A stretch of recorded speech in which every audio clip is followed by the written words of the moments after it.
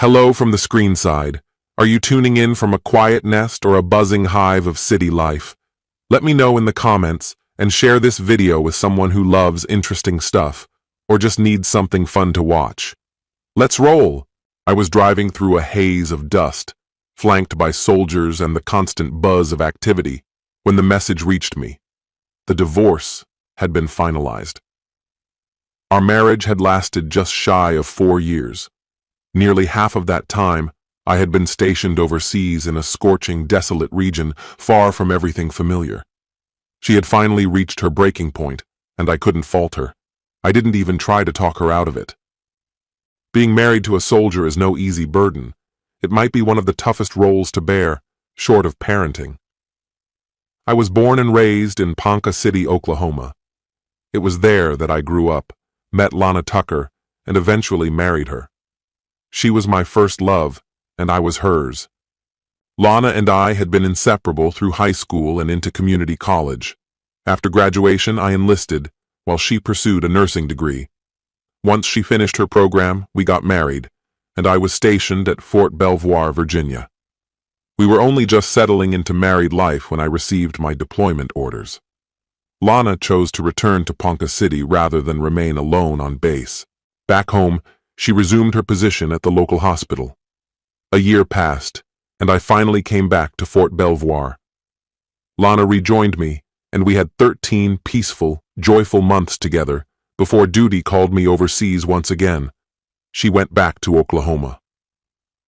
Neither of us welcomed the separation, but we accepted it as the reality of military life. Half a year into that second deployment, I received a letter from her.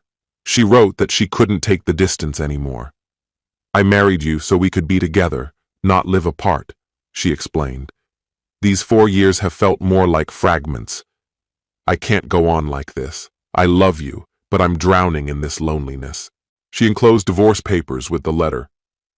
She asked that if I truly cared for her and her happiness, I would sign them. I replied with a letter of my own, pouring out everything I felt, how much her words hurt, but how much I understood. I told her I still loved her, and I signed. Soon after, I was assigned to a post at the Pentagon in Washington, D.C., just a short drive from Fort Belvoir. Lana stayed in Ponca City. I assumed she was still working at the hospital. I considered reaching out to her many times, but never picked up the phone. I didn't want to tear open old wounds. Before joining the military, I had earned an associate degree. Over the years, between deployments, night shifts, and correspondence classes, I finished my bachelor's through the University of Maryland. One Monday morning, I walked into my office at the Pentagon, coffee in hand, going over the day's schedule. At 8:45 a.m., I got the call. My father had died from a sudden, massive heart attack. That same day, I flew to Oklahoma. Since there were no direct flights to Ponca City, I landed in Oklahoma City and rented a car. When I arrived at my mother's house, my siblings were already there, Miles and Tessa, along with their spouses. Miles had been in law enforcement since he turned 21, and Tessa, like our mother before her, became a teacher. I went straight to my mom.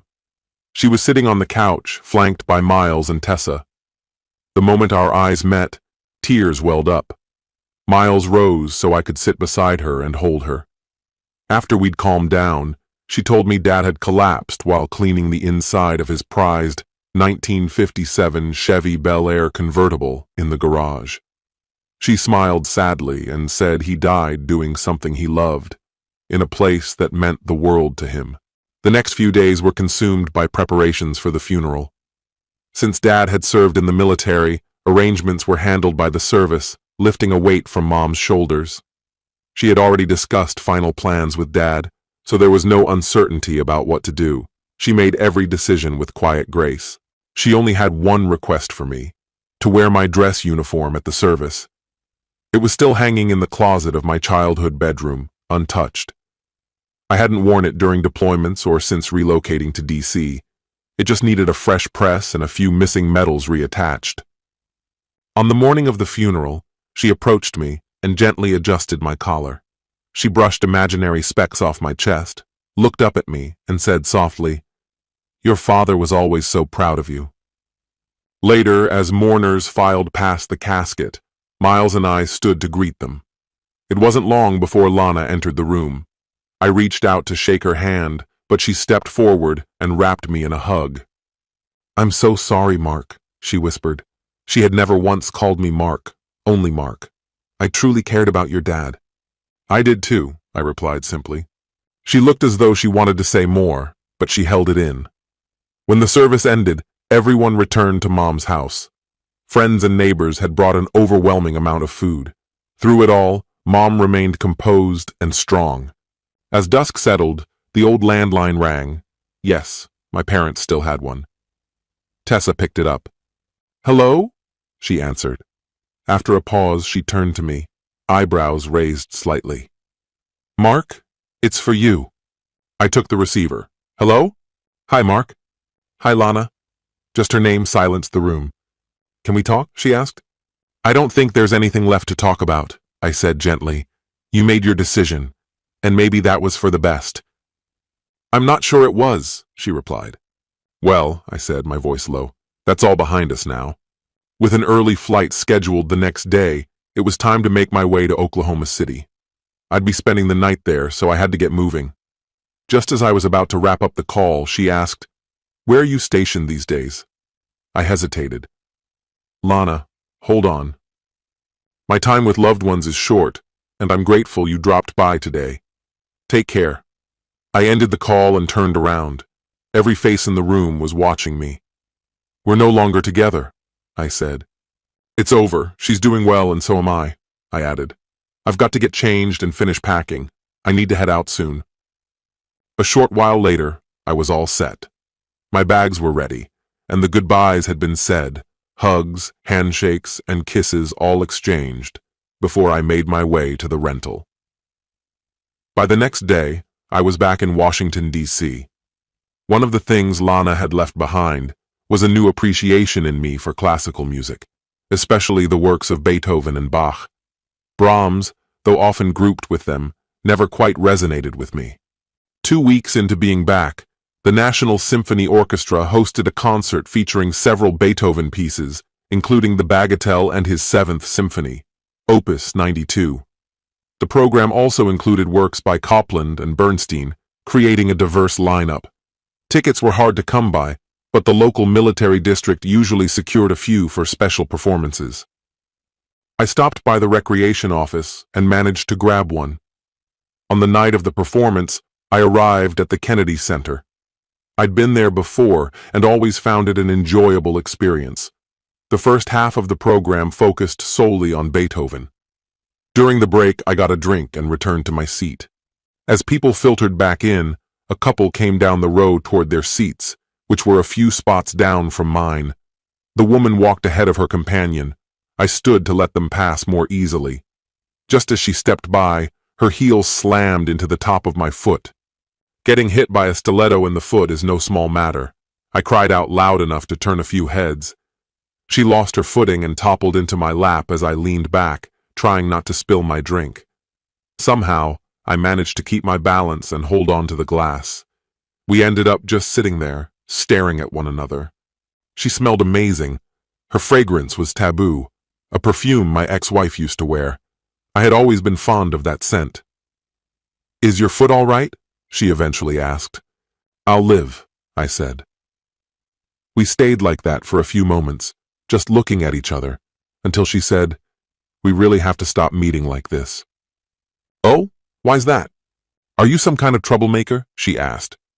Depending on who you ask. I happen to like a few troublemakers, she said, flashing a grin. Just then, someone cleared their throat.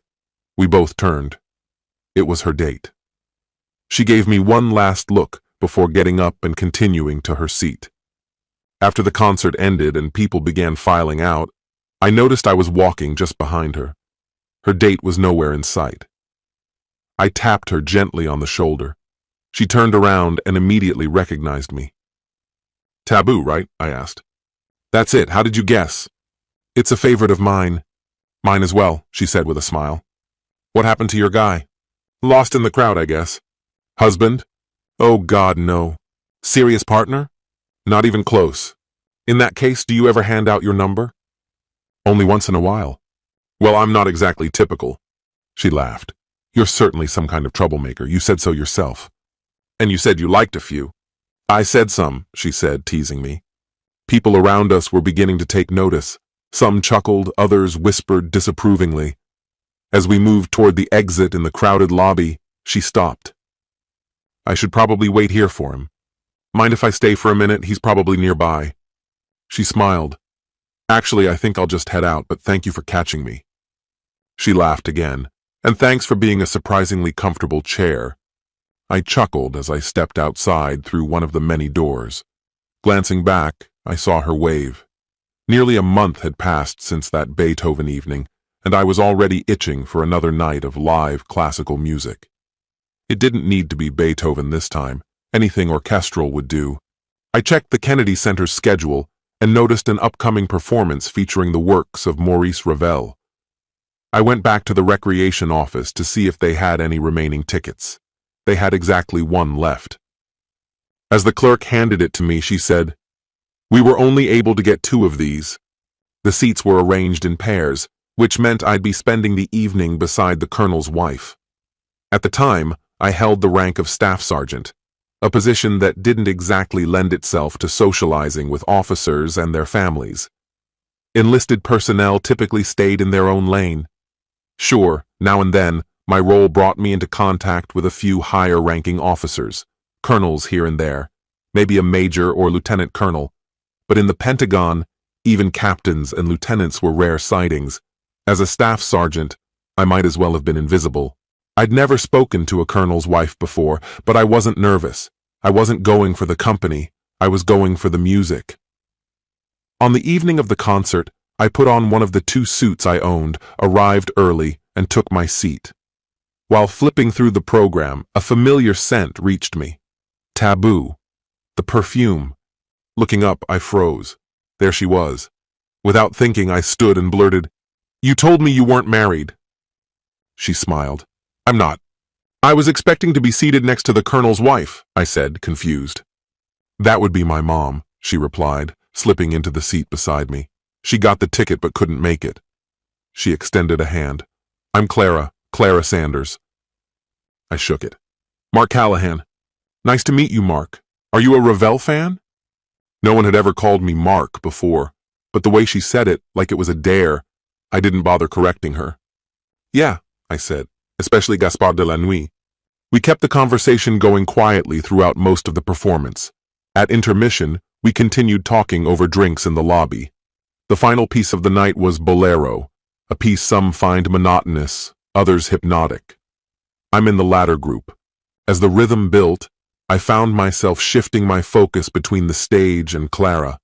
A few times, I caught her doing the same.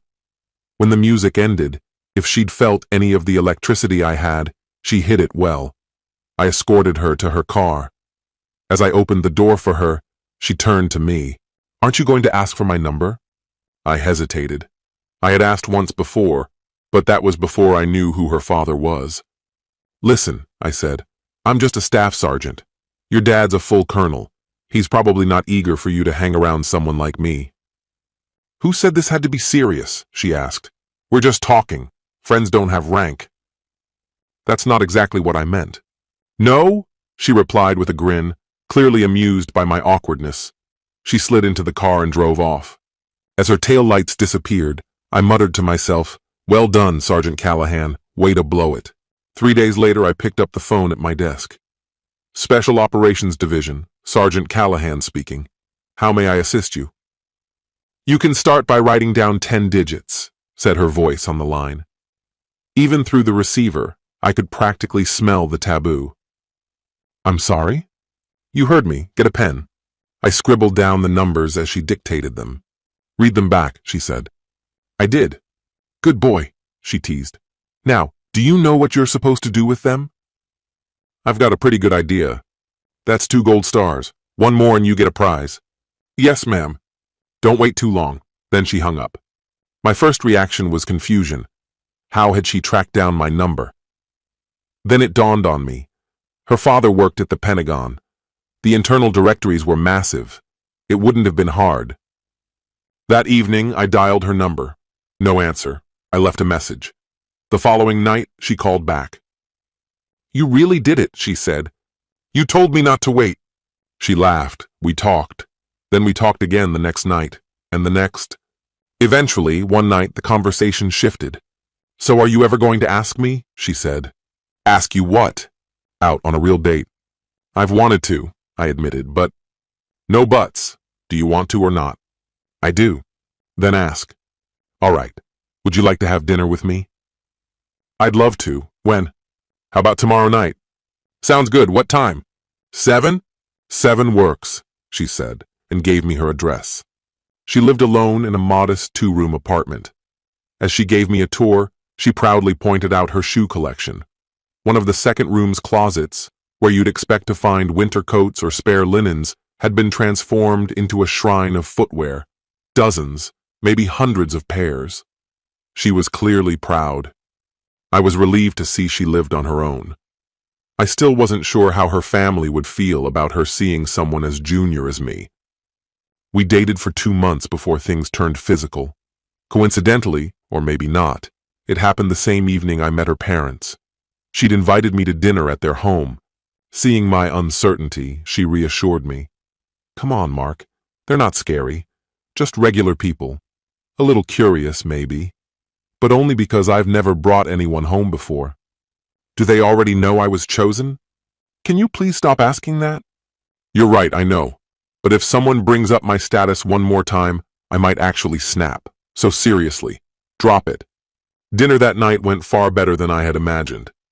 Colonel James Sanders and his wife, Margaret, turned out to be kind, welcoming, and genuinely enjoyable company. I liked them immediately, and it seemed the feeling was mutual. When Clara and I were heading out later that evening, her father saw us to the door. His parting words stuck with me. "It was truly a pleasure meeting you. We'd love to have you visit again." And I believed every word. Back at Clara's place that night, we shared a few quiet laughs and moments of joy. Just over a year later, 14 months to the day, we tied the knot. 14 months after that, James Sanders, newly minted as a brigadier general, and his wife became grandparents for the first time. We welcomed a daughter, Ruth, while I was stationed at the Pentagon in Virginia. Then came Carrie, born during our posting in Germany. Lastly, a son, James, named after Clara's dad, arrived while we were based at Fort Lewis, Washington. To keep them straight, we took to calling the elder and younger Jacobs Big James and Little James. Life felt abundant, filled with purpose and love.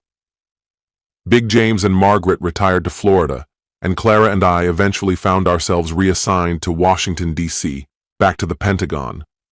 On one trip to Florida, I brought the kids to visit Clara's parents. Clara and her mother took Ruth and Carrie out for a bit of shopping. While they were gone, Big James and I sat outside watching little James play in the backyard. It was peaceful. Then the phone rang. There had been an accident. An elderly couple in a new motorhome had crossed the center line and slammed into Clara's vehicle head-on. The man, it turned out, had suffered a heart attack while driving, losing control and dying instantly. His wife, sitting in the back of the RV, survived the crash but with serious injuries. In a panic, I rushed to the hospital with both Jakes in tow, only to be told that Clara and her mother had died on impact. Ruth and Carrie had survived, but were seriously hurt and remained hospitalized. We buried Clara and Margaret side by side while the girls recovered slowly under hospital care. The 2 months that followed were the hardest I had ever endured. Ruth and Carrie spent almost 3 weeks in the hospital, and Big James and I stayed with them as much as possible, day and night. I was broken, but there was no option but to keep moving forward. When the girls were finally discharged and we returned to our home, the grief crashed over me all over again. Coming back to our house after Florida was like walking into a museum of Clara's life. Her laundry basket sat untouched, her robe was still draped across the bed, her clothes hung untouched in the closet. The very things that kept her memory alive made her absence excruciating. We grieved together, every single day. But for Ruth and Carrie, the pain had a cruel twist. They had been too injured to attend the funeral or say goodbye. Somehow, I managed to get up each morning, dress the kids, take them to school, and head to work. It was months before I felt like a functioning version of myself.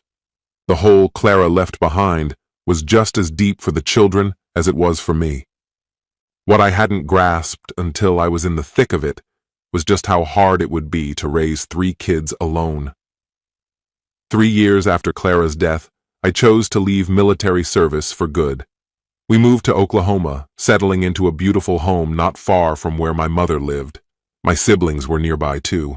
The children quickly bonded with their cousins, my brothers and sisters' kids. Clara had been an only child, so this kind of extended family was new to them.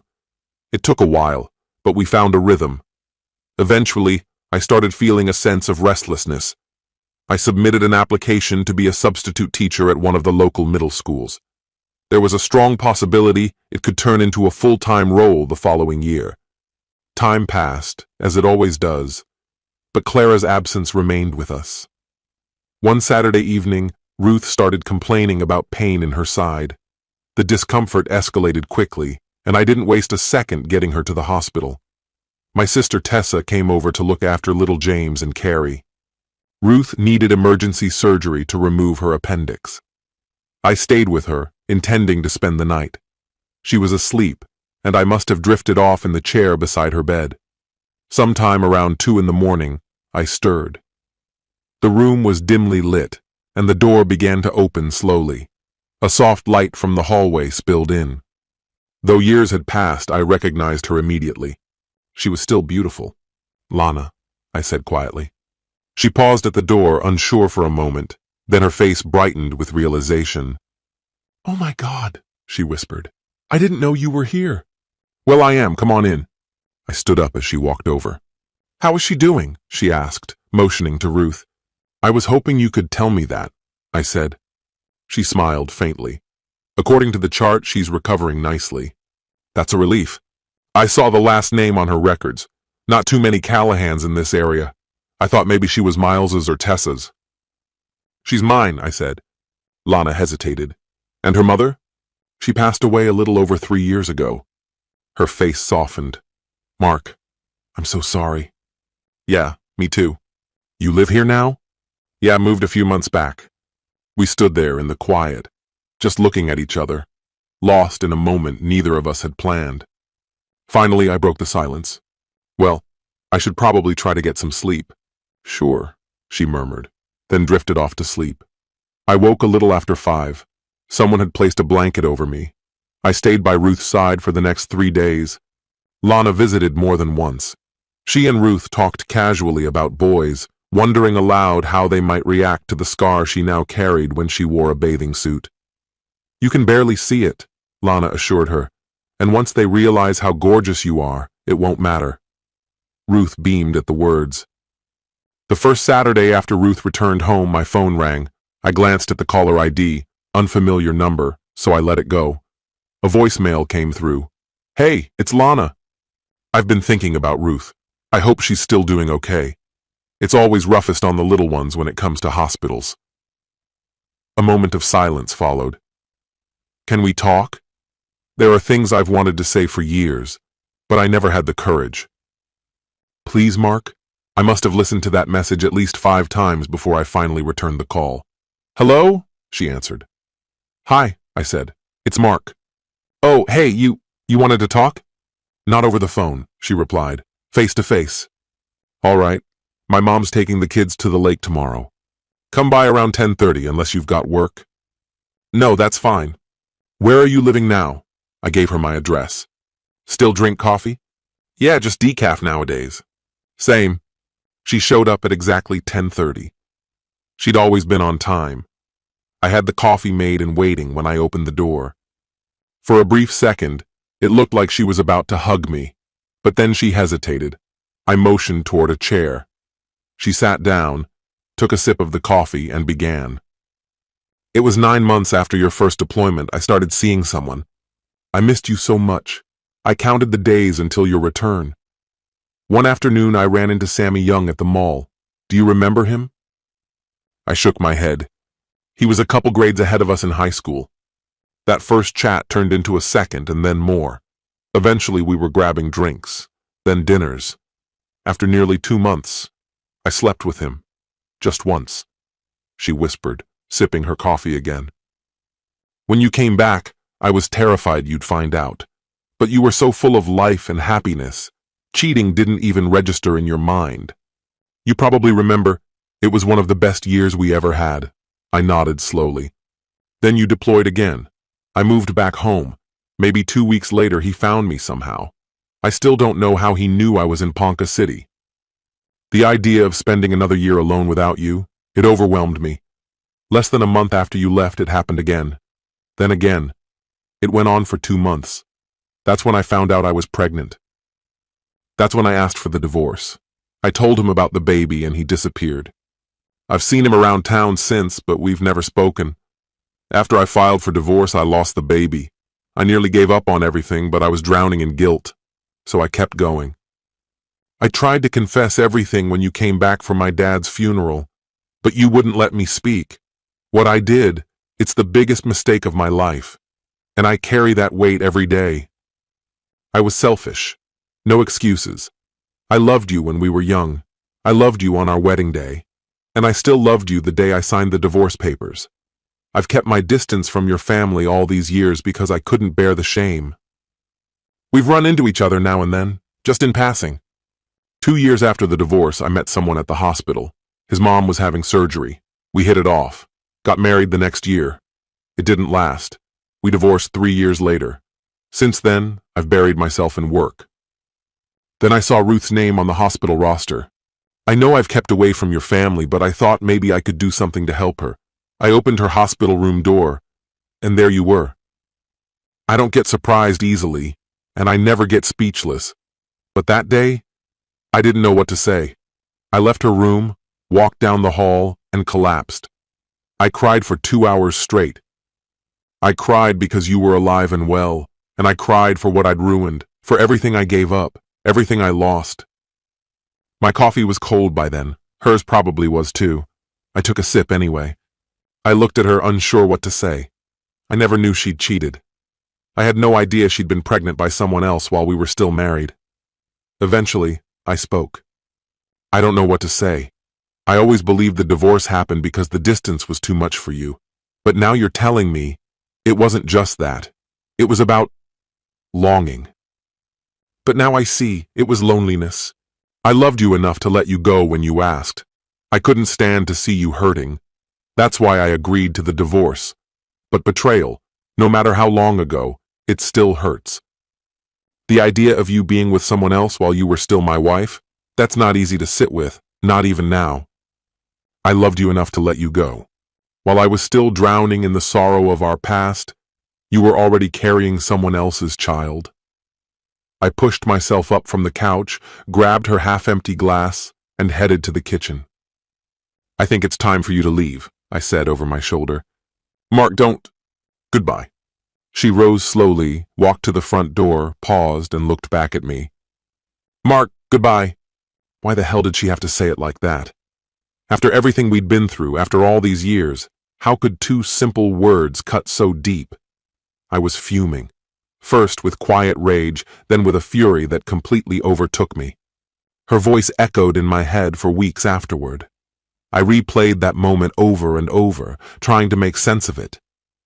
But eventually, my logic caught up with my feelings. Why was I still hung up on this? We'd been divorced for years. I didn't love her anymore, or so I tried to convince myself.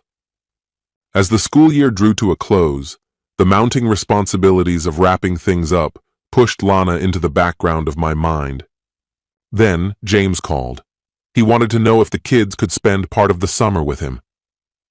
I agreed without a second thought. 3 days after school let out, he flew in.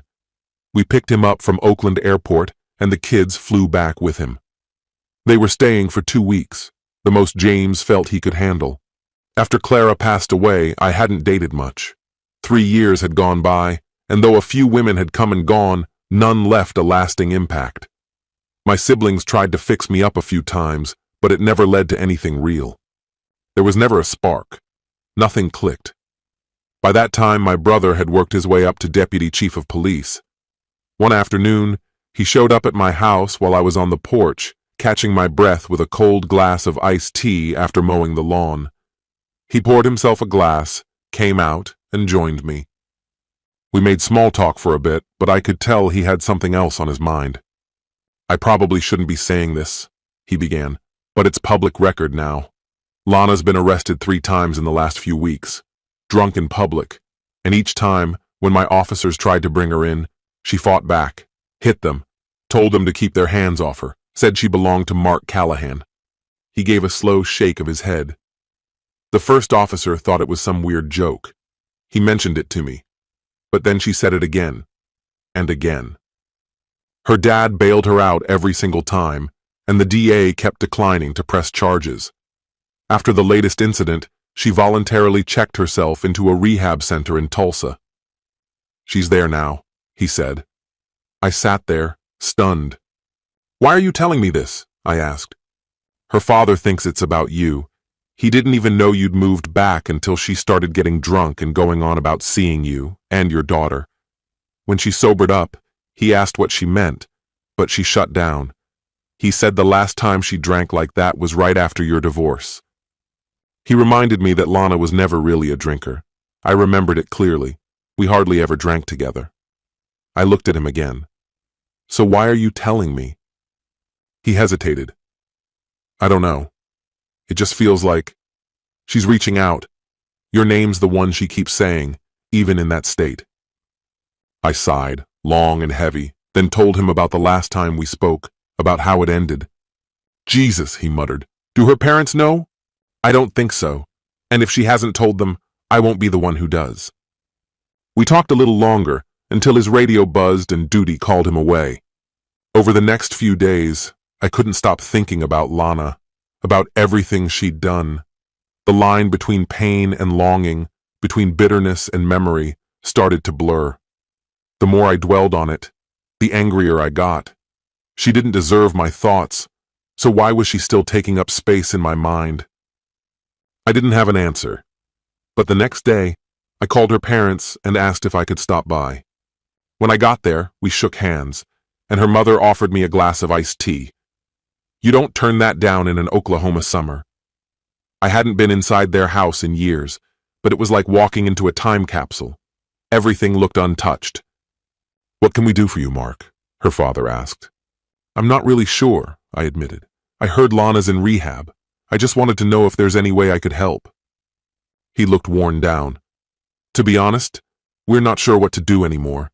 Everything seemed fine. Then came the first arrest. That's when we found out you were back."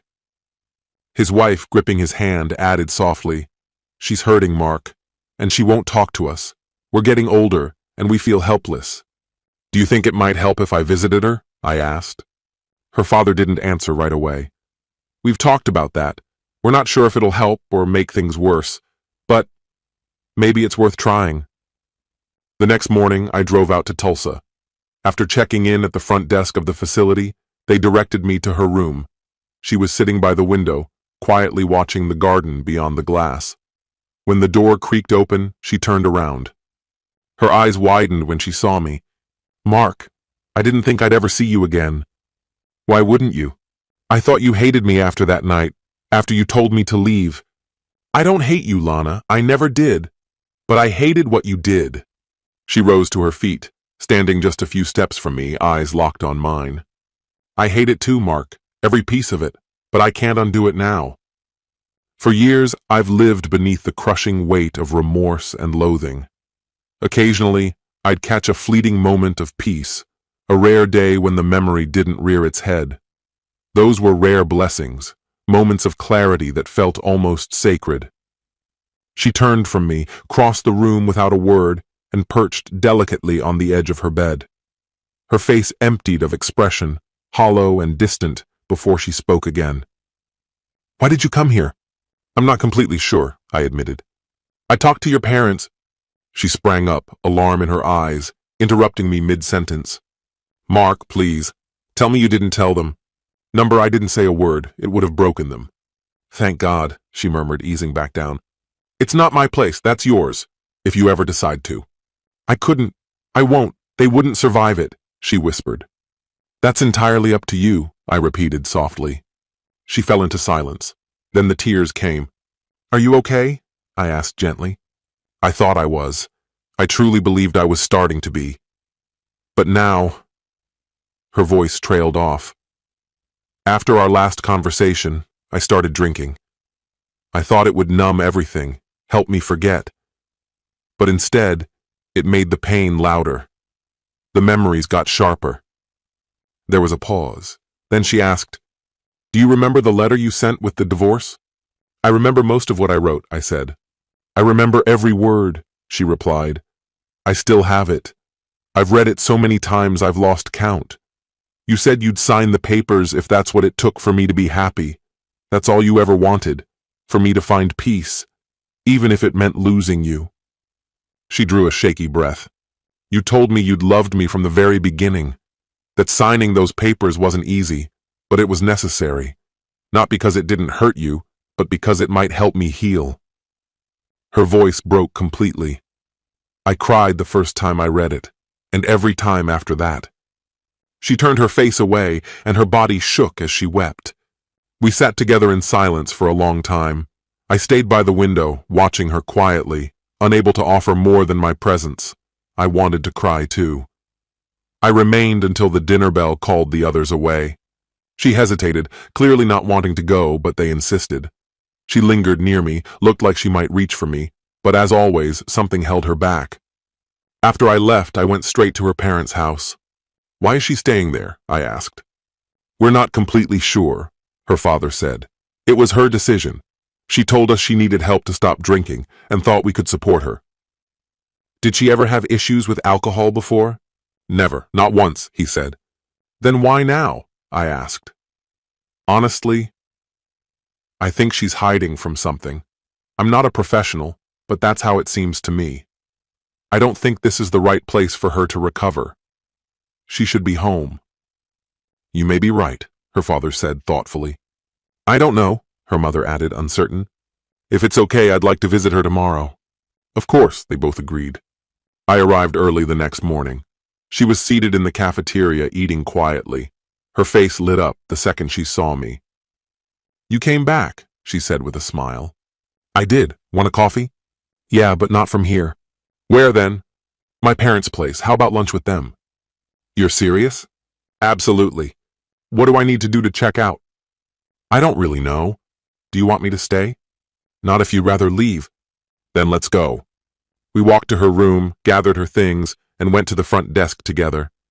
I'm leaving, Lana said simply. And we walked out. As soon as she got in the car, she dialed her mother. Hi, Mom. I'm on my way back. Mark's driving me. We'll be there soon. Love you. Bye. The ride was quiet. She didn't speak, but I could feel her eyes on me, like she was trying to memorize every part of me, as if she feared I'd disappear again. It reminded me of the day before, when she barely looked away. Her parents were already waiting outside when we arrived. Lana jumped out and rushed to them, wrapping them in a hug like it had been years since she'd seen them. Why, how, was all they could manage. Mark wanted to have lunch with you, so we came, she said simply. When are you going back? Her mother asked carefully. Lana turned to me. I didn't say anything, just shrugged. Then she looked back at her mom. I'm not. I don't need to be there anymore. We stayed for lunch and then dinner. I didn't leave until nearly midnight. She walked me to the car. Thank you, Mark. You don't have to thank me, I said quietly. Will our lives intersect again? I honestly don't know. But for the first time in what feels like forever, that uncertainty doesn't unsettle me. There was a time I was convinced you couldn't stand me. You insisted that wasn't the case, but I couldn't bring myself to accept it. Only now, after the past few days, do I finally believe you were being truthful. You never hated me. What I need to figure out now is how to stop turning that hatred inward. Once she disappeared back into the house, I sat behind the wheel and just drove. Nowhere in particular, just trying to figure out what came next. I had to admit it. Being around her again stirred up old, tender memories I thought I'd sealed away. Still, every time I looked at her, I saw that image I couldn't erase. Her pregnant belly, carrying someone else's child. Maybe it wasn't even as noticeable as I imagined. I never found out how far along she was before she lost it.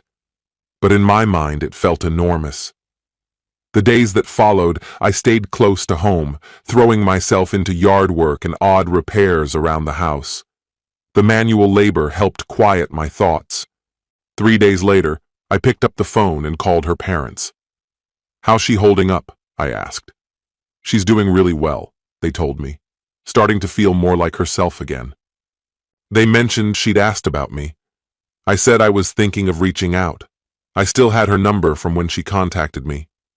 "She's gone back to work," they said, "but she usually finishes around 3. I asked, "Is she still staying with you?" "No, she moved back to her own place yesterday," they said. That felt like a positive sign. At 4, I dialed her number. "Hey." "Hi," she answered. "It's Mark." I thought I caught a tiny pause in her breath. "Hi," she said again. "How are you?" "I'm all right. Just wanted to check in." I hesitated a second, then went for it. "If you haven't had dinner yet, would you want to meet me at Enrique's?" There was a beat of silence. "Are you still there?" "Sorry, Mark, that just caught me off guard." "I understand," I said. "Maybe another time." "No," she said quickly. "No, I'd like that. Let's do it." All day I kept asking myself why I had reached out. Even now, I'm not sure I could explain it. But that evening turned out better than I expected. We shared a few laughs, revisited some old memories, and for a little while, enjoyed each other's company. When I brought her home, I walked her up to the door. "Want to come in for some coffee?" she asked. I almost said yes. But instead I told her I was exhausted and needed to turn in early. That night I curled up alone. The house had been too quiet. I was ready for the kids to come home. I'd spoken with them and their grandfather a few times. It didn't sound like they were eager to return, and he didn't seem in any rush to send them back. I laughed, thinking about what I'd told Ruth, that I missed them. "Daddy, we can't come home yet," she said. "Big James is taking us on a Disney cruise." "We can't skip that." "What's going on?" I asked. "Let me talk to him." James came on the line. "Hey, Mark. What's this about a cruise? They leave every week. The kids are going to love it." "Shouldn't we talk about this first?" "Not really. I'm the grandpa. That's part of the gig, but they'll need passports. Can you handle that?" "Don't the parents usually have a say?" "Not with grandkids. Parents are just background noise." I chuckled. "All right, James, but if anything happens..." He laughed. "It's all under control, Mark. Take it easy and enjoy the downtime. Maybe I'd rather have them back here." "Too late," you hesitated. We both laughed. I sent in their passport forms. Maybe if they'd been home, I wouldn't have felt the urge to call Lana again. But in the quiet, I figured waiting 2 more days wouldn't hurt. "Hi, Mark." "Hey. I was wondering if you'd be interested in going to the JCC Friday night. The symphony's playing." Lana was the one who first got me into classical music. Although this particular performance was actually a Beatles tribute, I didn't mention that. She figured it out right away. "You know it's Beatles covers, right?" she said, laughing. "Doesn't matter," I replied. "We don't have to go." "No, I'd love to. Back in the day, we used to catch the OKC Symphony often, even booking a room afterward. But this time, I knew I'd be going home afterward." On Friday morning, Lana called. "I won't be able to make it tonight," she said. I wanted to ask why, but held back, thinking she might offer a reason. She didn't. "Thanks for asking, though," she added. It really meant something. "Maybe another time," I said. "I'd like that," she replied. Maybe she was starting to feel comfortable around me again. Maybe the guilt she carried was starting to loosen its grip. Maybe she was becoming the version of herself she used to be, before I came back into her life. For the next 14 days, Lana and I didn't exchange a single word. The silence between us felt absolute. During that time, my kids were finally returning home. I made the drive to Washington, D.C. to bring them back. Big James had flown in with them. I asked if he'd like to stay a while, but he declined with a smile. He just wanted the comfort of his own space. Parting ways was emotional. There were tears all around. James and the girls embraced and wept, while little James stood awkwardly off to the side, clearly uneasy with the scene playing out so publicly. On the drive back, the girls were full of energy, talking non-stop about their adventures at Disneyland and the Disney cruise. By the time we reached home, I felt like I could have given the tour myself. 2 days later, the four of us were at the grocery store, maneuvering a shopping cart down the aisles. 3 growing kids meant food vanished as quickly as it appeared. I sent Ruth and Carrie to grab some bananas. A few minutes passed and they came back, but not alone. They'd returned with Lana in tow. "Daddy," Ruth said, beaming. "Look who I found." Lana was holding a bunch of bananas. Ruth had remembered her from her short stay at the hospital. "Hey," I greeted her. "Hi," she responded. "How have you been?" "I'm okay, doing all right." "That's good." The pause that followed was long and heavy. "Well," I finally said, "we should probably finish up here. Come on, kids." "Of course," she replied. "Maybe I'll see you around." As she turned and walked away, part of me wanted to follow, wanted to ask what had gone wrong between us. But I reminded myself, there had never really been an us. I had simply been trying to support someone who had once been my wife.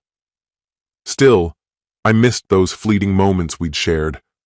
I wasn't even sure what I longed for most, Lana herself, the bond we'd started to rebuild with the kids, or just the simple comfort of having a woman close. My brother Miles is married to Rosa, and Rosa has a cousin named Francesca.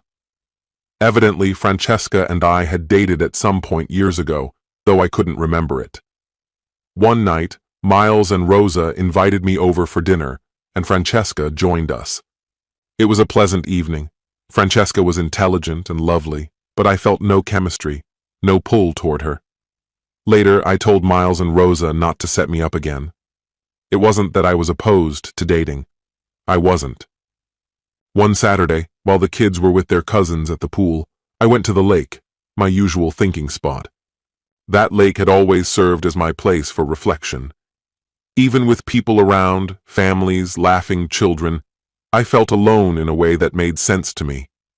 Sitting by the water, I thought about everything.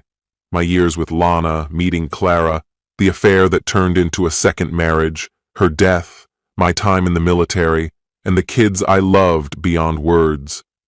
I came to a realization. I'd been incredibly lucky. I had loved 2 women with my whole heart. That's simply the only way I knew how to love. The pain from Lana's betrayal no longer held me. If she hadn't cheated, I wouldn't have left her. If I hadn't left her, I never would have met Clara, and without Clara, there'd be no kids. The reason for our breakup no longer felt important. What mattered was where I was now. I stood up to leave and almost bumped into Lana.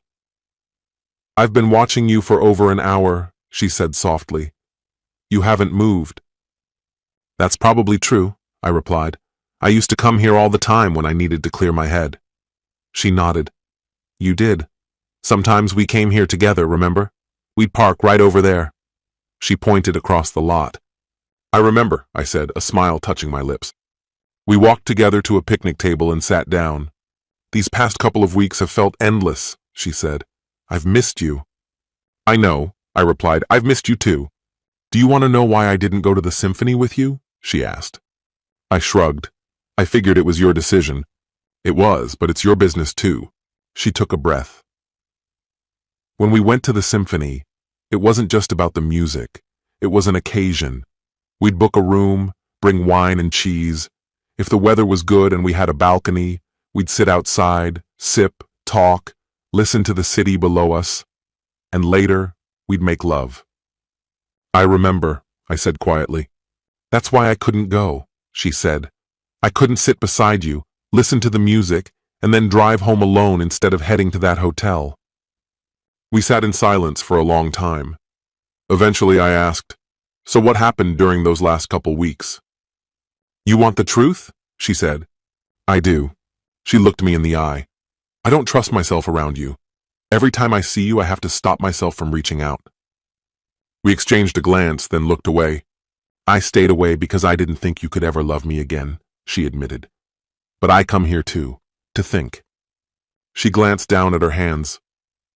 I've seen you here, watching you, trying to read your face.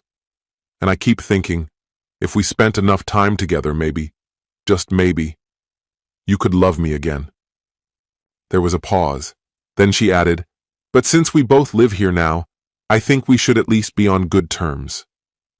I'd like to think we already are, I told her. Same here.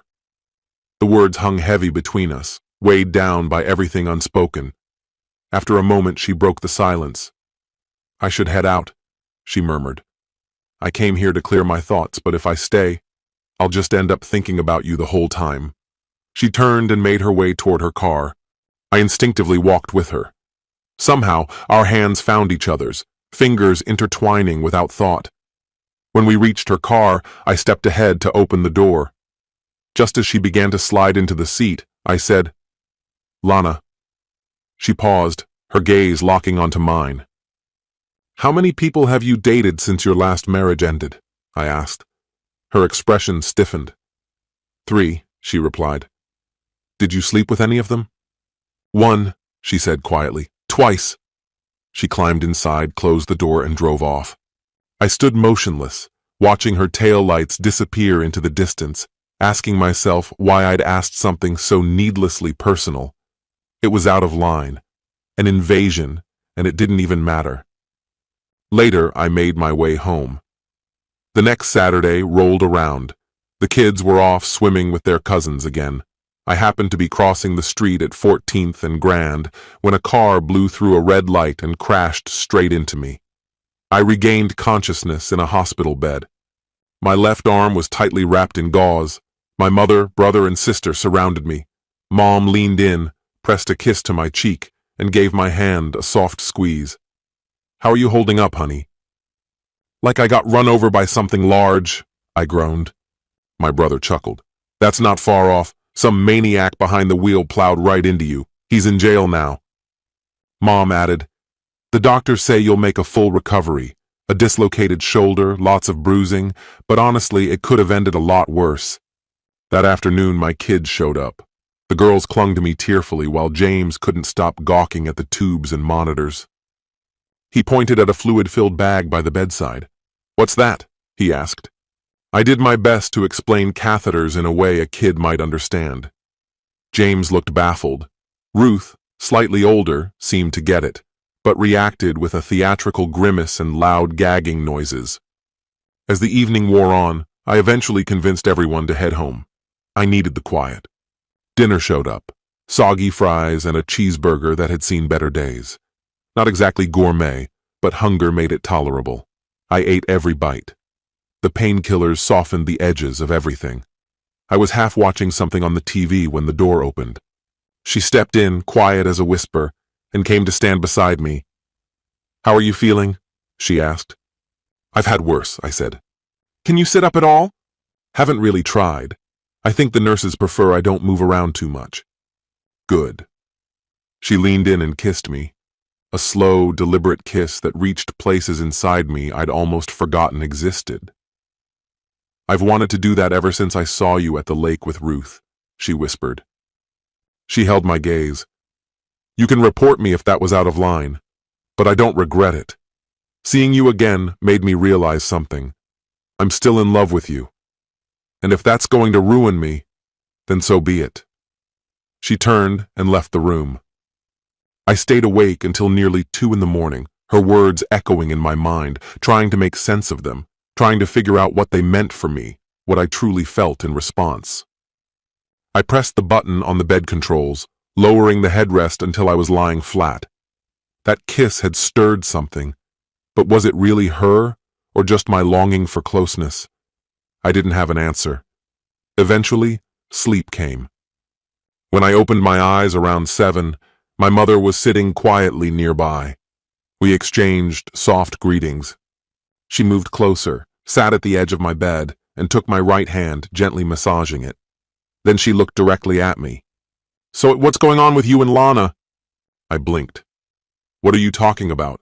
I asked, letting my hand drop as I adjusted the bed to sit upright again. When I came in earlier, she said, she was asleep in that chair, wrapped up in a blanket. She spent the night here? I asked, surprised. I can't say for sure, but when I arrived, she woke up not long after. She smiled, said good morning, and mentioned she was going to check on your breakfast. That was maybe 15 minutes ago. Right on cue, the door swung open. Lana walked in carrying a breakfast tray. She wheeled the table over and carefully positioned it in front of me. They were going to give you scrambled eggs, she said as she lifted the cover. But I told them you prefer them soft, not rubbery. They switched it. She gave me a glance. Still how you like them. On the plate sat a perfect portion of soft scrambled eggs. Also told them you'd pick ham over bacon or turkey sausage any day. She smiled as she said it. She tucked the napkin under my chin and cut up the food before spearing a bite with a fork and holding it out to me. What are you doing? I asked. I'm capable of feeding myself. Nope, she said with a shake of her head. Your arm's in a sling and your dominant hand is out of commission. She raised an eyebrow. You'll make a mess if you try, so just be a good patient and open up. I sighed, opened my mouth, and took the bite, while my mom chuckled from her chair. I briefly thought about the cold burger I'd eaten by myself the night before, but figured there was no point in mentioning it. Lana turned toward my mom and with mock elegance said, Mrs. Callahan, would you care to take over? Still smiling, my mom said, No, honey, you're doing great. Then she added, I had my chance to take care of him when he was just a little one. He still is, Lana said with a grin as she gently wiped my mouth with a napkin. I'd cleaned my plate and couldn't stop watching her. She let me sip my coffee in peace. When I finished, she dabbed my lips once more, kissed my cheek softly, and quietly left the room. As the door eased shut behind her, my mother turned to me. Mark, that woman is completely smitten with you. So, what are you going to do about it? I'm not sure yet, I said softly, still gazing at the doorway where Lana had disappeared moments ago. I stayed in the hospital 2 more days, during which I found out that Lana had barely left the premises. At night, she curled up in the chair next to me and refused to let anyone else care for me, not even the nurses. The only person she trusted to help feed me was Ruth, who thought the whole thing was incredible. Carrie felt exactly the same. James found it hilarious. When I was finally discharged, Lana was the one who wheeled me to the lobby, where my brother waited to take me home. If you need anything, don't hesitate, she said as she leaned down and gave me one last kiss. This is starting to become a habit, I thought, as Miles helped me into the passenger seat. I glanced over to see him smirking. Not a word, I told him. He didn't say anything, but the grin stayed put. That first night back at home, I picked up the phone and called her. I was hoping you'd call, she answered. Thanks again for all your help at the hospital, I said. Would you mind coming by to help Ruth and Carrie with dinner? They want to cook, but let's just say they need a little direction. She arrived within 20 minutes, and I could already hear laughter floating in from the kitchen. Even James, who typically avoided the kitchen unless there were snacks involved, ended up joining in on the fun. The kids pleaded with her to stay for dinner, and she eventually agreed. After we ate, something truly unexpected happened. The girls volunteered to clean up. That had never happened before. While they worked in the kitchen, Lana came into the living room and sat with me. As usual, James found a way to avoid helping his sisters. When the kitchen was spotless, the kids came in one by one to say goodnight and give hugs. Even James gave Lana a quick hug, which genuinely surprised me. Lana and I kept chatting as the kids showered and got ready for bed. As midnight approached, I could feel sleep creeping in. Getting tired? She asked. A little, I admitted. If you need a hand freshening up, I can help, she offered with a teasing smile. Not in the shower, obviously, she laughed. I meant I can wrap your sling so it doesn't get wet. I don't even need the sling, I replied. I'm not totally helpless, you know. She gave a little nod. All right, fair enough. She stood, picked up her purse and bent down to give me a soft kiss goodnight. Lying awake had become my new normal, and that night was no different. One thought kept circling my mind. Something about Lana had changed. 2 days later, it finally hit me. She no longer wore perfume. There was no lingering scent, just the fresh, simple smell of soap. Clean and pleasant, but different. That was it. No fragrance, no suggestion of seduction, just comfort. In the weeks that followed, Lana became a steady fixture in our lives, visiting at least 4 evenings a week. The kids quickly got used to her cooking dinner and sitting down with us, and truthfully, I enjoyed it as much as they did. Then the call came. I'd landed a full-time teaching job. Classes would be starting soon. I hadn't even started thinking about supplies or clothes for the kids. We were okay with school supplies, but clothes were another matter, especially since even James didn't want me involved in that part. One morning at breakfast, we were talking about it when Ruth spoke up. "Dad, Lana knows way more about this than you do. She can help." "And what if she's busy?" I asked. "Call her anyway," Ruth insisted. I put the call on speaker and dialed her number. It rang once before she answered. "Hey, Mark," she said. "Hi, I've got a situation brewing over here," I told her. "A situation?" she asked, intrigued. "Yep. We need to go clothes shopping for school, and none of the kids want me making fashion decisions." All 3 of them shouted their agreement in the background. Lana burst out laughing. "Well, that's because dads don't know how to shop for girls," she teased. Ruth and Carrie nodded in unison. "Neither do I," James added. "So they want you to come with us," I said. She paused for a moment, then chuckled. "You're serious?" she asked. 100%, but if you're busy, I'll just traumatize them with my style." "No way, I'll make time," she replied. "When?" I asked. "Now!" the kids shouted together. "You heard them," I said. "Oh, I heard," she said, clearly amused. I could picture her smiling just from her voice. We picked her up, and what started as a simple shopping trip turned into an all-day adventure. I had never seen the kids enjoy running errands that much. When we got home, we ordered pizza and the kids put on a fashion show with everything they'd bought. As the night wound down, I turned to Lana and asked, "Ready to head out?" She looked around the room. The kids were still laughing and polishing off the last slices of pizza. "Not really," she said, "but I guess it's time." "All right, kids," I began. I told the group I'd be the one to drive Lana home, take a shower, and turn in for the night. By the time I got back, I said they should all be asleep. The drive to her place passed in near silence. I walked her up to her front step. For the first time in ages, I leaned forward and kissed her. "Thanks for today," I said softly. "Any time," she replied, her fingers brushing against mine as she gave me a quiet smile before stepping inside. I hesitated just a moment, then pressed the doorbell. She opened the door almost immediately, like she'd been expecting me to. "Can I ask you something?" I said. "Of course," she answered. "Why don't you wear taboo anymore?" She looked at me, and her eyes filled. Reaching out, she took my hand in hers. "Come in," she said gently. She led me back to her bedroom and released my hand. Crossing over to the dresser, she opened the bottom drawer and pulled out a small box. She set it on the bed and lifted the lid. Inside lay fragments of our past, our wedding photo album, her wedding bands, our marriage certificate, and a bundle of old letters. At the bottom sat a partially used bottle of Taboo. "I put it away the day you asked for a divorce," she said in a hushed voice. "That scent. You picked it for me. I haven't worn it or any perfume since that day." She returned the bottle to the box, closed it, and slid it back into the drawer. "If you want me to wear it again, I will." I took her hand in mine, and together we walked toward the door. Just before we reached it, I stopped and turned toward her, both of her hands held tightly in mine. "There's a concert at the JCC on Friday night," I told her. "I want you to come, and I want you to wear it." Her eyes widened, then brimmed with tears. She began to cry, really cry, more than I'd ever seen before. I hadn't known someone could cry that much.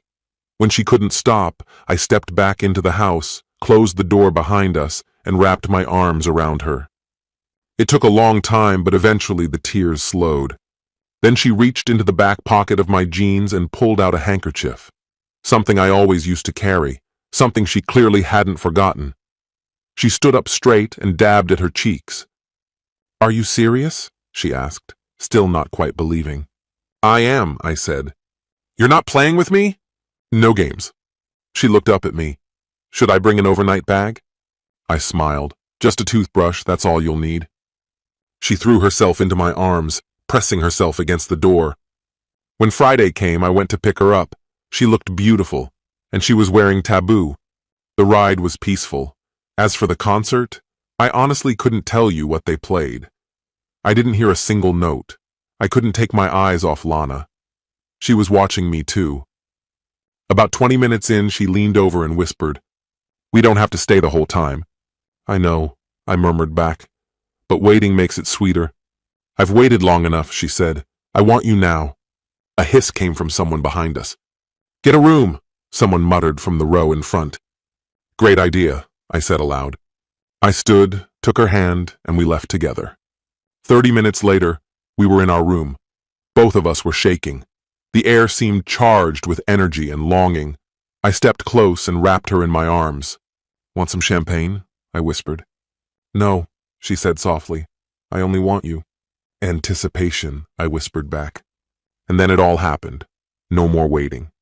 We collapsed into each other, finally. Afterward, we fell asleep, tangled together. It felt right, like I was home. I woke up beside her, smiling.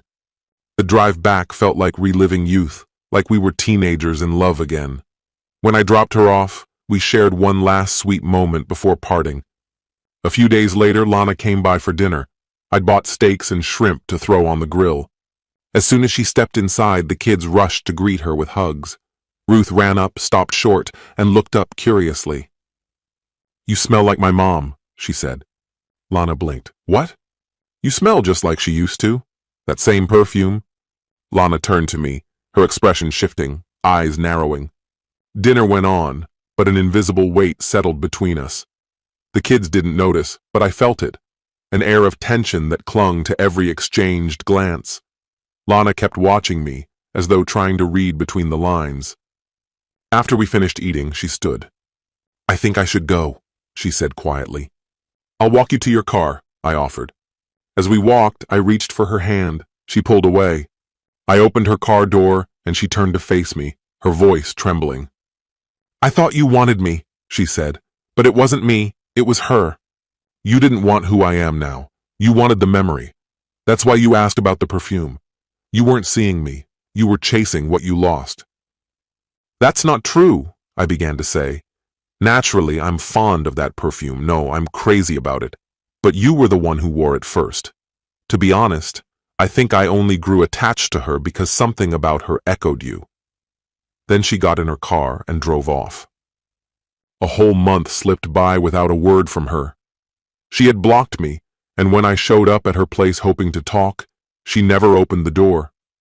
Once, I spotted her at the mall, but she turned on her heel and walked the other way.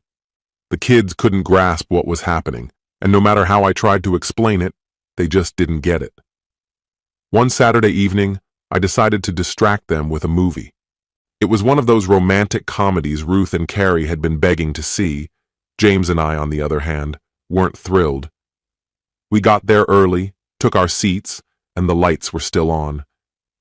That's when Carrie leaned over and whispered, "Isn't that Lana?" I looked in the direction she was pointing. Sure enough, she was walking down the aisle toward a row a few sections ahead. A man followed right behind her and sat next to her. "Yeah, that's her," I said. "Can we say hi?" Carrie asked. "I don't think that's the best idea, honey." The house lights dimmed and the previews rolled. Every time a bright scene lit up the screen, my eyes drifted toward her. At one point, I saw them sipping from the same straw. When the movie ended, we filed out with the rest of the crowd. The girls were grossed out, and James was pretending to gag, sticking his finger down his throat like it was the most disgusting thing he'd ever seen. In the lobby, Lana noticed us. She walked over and greeted the kids, but never introduced her date. Not a single word was directed at me. As they walked off, I caught what the guy asked her. Who was that? Her reply came clear. "That's my ex. and his kids. Life went on. The holiday season was starting, and I was rushing to finish my Christmas shopping. I had already picked out presents for Mom, my brother's kids, and my sister's family. Still, I wanted to find a few more things for my own kids, so I wandered the mall. Eventually, I ended up at the only shop there that sold men's clothes. The whole place was packed with women's fashion, but this one store was ours. I flipped through the racks of suits. They were outdated, and I needed a fresh set. A sales assistant hovered nearby. I didn't need her help, but I didn't shoo her away either. After checking everything that caught my interest, I thanked her and turned to leave. That's when I saw Lana, standing right by the wide entrance.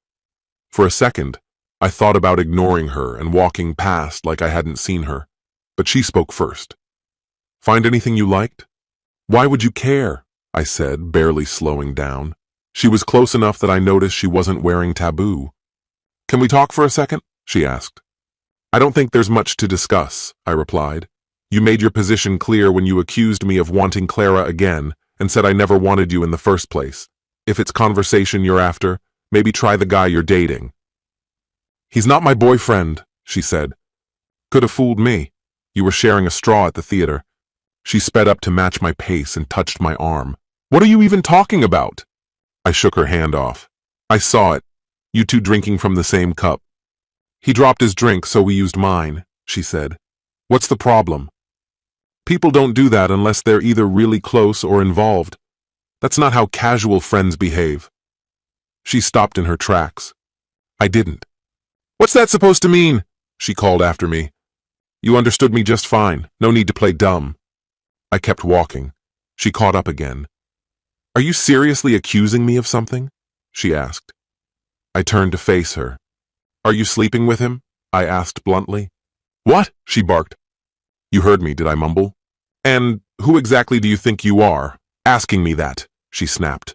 It was odd. When I'd once asked her at the lake how many guys she'd dated since the split, she hadn't hesitated. But now she was suddenly all defensive. Maybe I had no right to question her. But a part of me thought for a moment we might have been getting somewhere. Never mind. Forget it. I'm out of here. She grabbed my arm again and made me stop. "I'll sleep with whoever I damn well want. You don't own me. You never did." "You're right," I said, low and even. "You've never belonged to anyone. You've always done whatever suited you.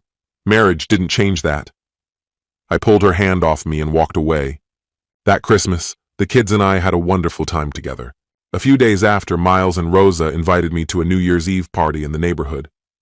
Normally, that wouldn't be my scene, but to my surprise, I said yes.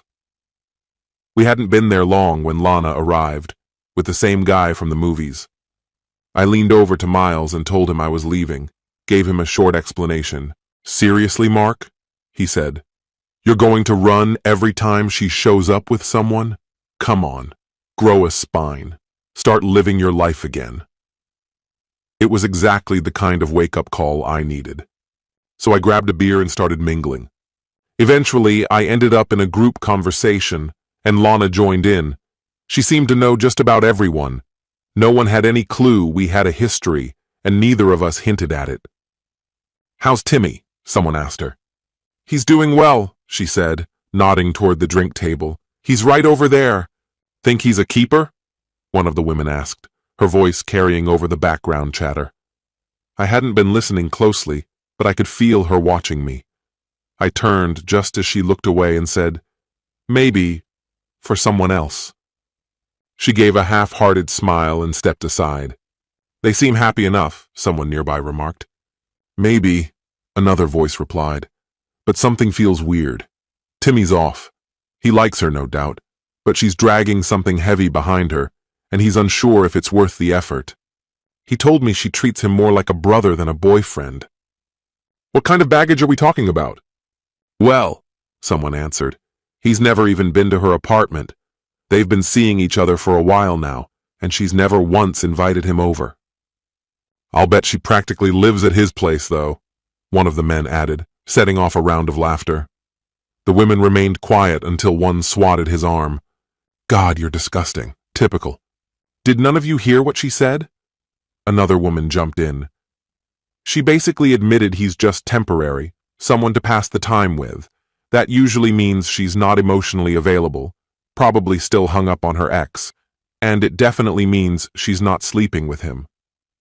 Damn, someone muttered. Unrequited love is the worst kind, came a solemn voice. But that doesn't mean he's not making her happy, someone suggested. She's not being dishonest, another woman replied. I've worked with her for years at the hospital. There are days she just breaks down, starts crying, and can't even explain why. I think she's still in love with her ex-husband, even though he probably treats her like dirt. And how do you even know that? I asked, finally stepping into the conversation. I don't for sure, but there's a photo of him in her locker, and here's the kicker. She paused. It's you. A ripple of gasps and quiet murmurs spread through the group. Suddenly, every eye turned to me. I didn't say a word. I just turned and headed toward my car. On the way out, I passed Miles. I'm leaving, I told him flatly. Inside, I glimpsed Lana and Timmy standing by the counter, laughing with another couple. She caught my eye as I walked past. I was almost at my car when I stopped, turned around, and walked back. When I reached them, Lana had just dabbed at her eyes. Can we talk a minute? I asked. Why? She replied sharply. So you can throw more accusations at me about sleeping around. I just want to ask a question, I said, please. She looked at Timmy. Give me a second. We stepped outside, far enough that the party noise faded into the background. All right, she said, crossing her arms. Go ahead. I actually have a few. First one. Do you have a picture of me in your locker at work? She looked off toward the house. Yeah, she said eventually, not meeting my eyes. Why? She didn't answer right away. This is important, Lana. Just be honest. She finally turned back to me. Because I'm still in love with you. Then why didn't you say anything? Because you're a complete asshole. I know I am, I admitted. But I'm an asshole who's never stopped loving you. Her face changed, first surprise, then doubt. I'm not sure I can believe that. It's the truth. You accused me of being with Timmy. That doesn't matter anymore. I made mistakes too. I cheated on you, got someone else pregnant. That was a long time ago. A different life. If you forgive me, you can't keep bringing it up, she said firmly. I already have. There, right on the sidewalk, she threw her arms around me, just like she used to. We held each other tight and kissed deeply. A couple of cars rolled by, honking as they passed. She cupped my face with both hands. The last person I slept with other than you was one of those guys I told you about, from the lake. One of the 3 dates I had after the divorce. Timmy's just a friend. He wants more, but I can't give it. I never could. As we made our way back, Timmy was waiting at the doorway. Lana looked at him. I'm sorry, Timmy. He gave a small nod. Yeah, I get it. Then he glanced at me. You're taking her home, right? No reason for me to stay. And just like that, he walked off. We stepped back inside, our hands intertwined. The mood changed. People watched. They whispered. Curious eyes followed us. Miles saw us and immediately burst into laughter. We stayed another half hour or so. By midnight, we were tangled in each other again, this time in her bed. Lana became a regular at my place, though she rarely spent the night. Only if the kids were staying with relatives for the weekend. Depending on her hospital shift, she and the girls would come over to cook dinner. On those nights, she'd stay late, sometimes until midnight, but never longer. She had just come off another night shift when I picked her up early that morning and brought her back to my place. It was Saturday, and the girls had already put together breakfast for everyone. The 5 of us gathered around the table and shared the meal together. Once we'd cleared our plates, Lana and I moved to the sink and started tackling the dishes. She stayed up a bit longer, fighting off sleep, but fatigue was catching up fast. I gently walked her to her room and suggested she get some rest. After quietly pulling the door shut behind me, I turned and found Ruth standing in the hallway. Do you love Lana? She asked abruptly. What's wrong with you? You're curious now? I said, amused. All right, ask whatever you want. Then just tell me, do you love her, Dad? Yes, I said simply. I do. More than you loved Mom? I exhaled slowly. No, sweetheart. It's a different kind of love. What kind of different? She pressed. Let me see if I can explain it. I took her hand and we walked slowly back toward the living room. You love your brother, right? Duh, obviously. And your sister? Dad, come on. And me? Of course. And Grandpa? Okay, what are you getting at? Well, I said, love doesn't have just one shape. We can care deeply for many people, and it doesn't mean one love replaces another. It just means each one is unique. She paused for a moment, thoughtful. I think I get it. Being an adult sounds kind of terrible, though. Only if you let it be, I said with a laugh. Lana ended up sleeping until midday, then spent the afternoon with all of us. That evening, I drove her back to the hospital where her car was parked so she could head home. The next morning, before breakfast, I caught bits of Ruth and Carrie whispering in the next room, though I couldn't make out what they were saying. James, meanwhile, was laser-focused on food, as usual. When the girls joined us at the table, Carrie broke the silence. Are you going to marry Lana again? I'd like to, I told her honestly, but that depends a little on you three.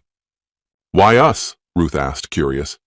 Well, if I propose and she agrees, it means she'll move in and live here with us. Carrie tilted her head. Would you guys sleep in the same bed? Of course, Goose, I said with a smile. Married couples always share a bed, Ruth added, unless they're mad at each other. And how would you know that? I asked. She gave me a look like I was hopeless. Dad, do you have any idea how many kids at my school live with both of their real parents? I shrugged. Not even half, she said. Didn't college teach you anything useful? Apparently not that part, I muttered. James chimed in. If she lives here, does that mean she'll cook for us a lot? Maybe sometimes, I replied. But we all help out. She'd be your stepmom and my wife, not a chef. I'm cool with that, James said. The girls nodded in agreement. Over the following week, the kids and I went looking for a ring. I thought briefly about reusing one of her old engagement rings, still tucked away in the jewelry box. But in the end, I decided this needed to be a fresh start, something brand new. On the day we finally picked the ring, Ruth called Lana and invited her over. As soon as she parked in the driveway, the kids ran out to greet her, practically escorting her inside by force. They led her right into the middle of the living room. Stand right here. Don't move, they instructed, then turned to stare at me in unison, waiting. Lana looked around, puzzled. What's going on? Daddy wants to ask you something, James said, giggling while his sisters tried to hush him. Back in my room, I was still trying to settle my nerves. There wasn't a doubt in my mind that I wanted to marry her. But something she once told me kept circling in my head. If you forgive me, you can't hold it over me later. She wasn't wrong. My parents had always taught me that when you give something, whether it's trust, love, or forgiveness, it's no longer yours to take back. A gift, once given, is permanent. If you choose to forgive, you have to do it fully. You can't keep dragging it out like an old suitcase, so you'd better mean it. To quote little James, I'm okay with that. When I finally walked into the living room, Lana was eyeing the kids suspiciously, probably wondering what they were up to, or maybe she had an idea. But the second I dropped to one knee, the look on her face said it all. She hadn't seen this coming. She fainted. Technically, I never even asked the question. By the time she came to, she was already saying, yes, yes, yes, yes. We got married 5 months later. It was her third wedding, and the second time her father walked her down the aisle to me. I don't want to go through this again, he muttered under his breath at the altar. You won't have to, I told him. This time, it's the real thing. I turned to look at her, taking in that familiar scent of her old Taboo perfume, something she'd worn for nearly 20 years, and smiled.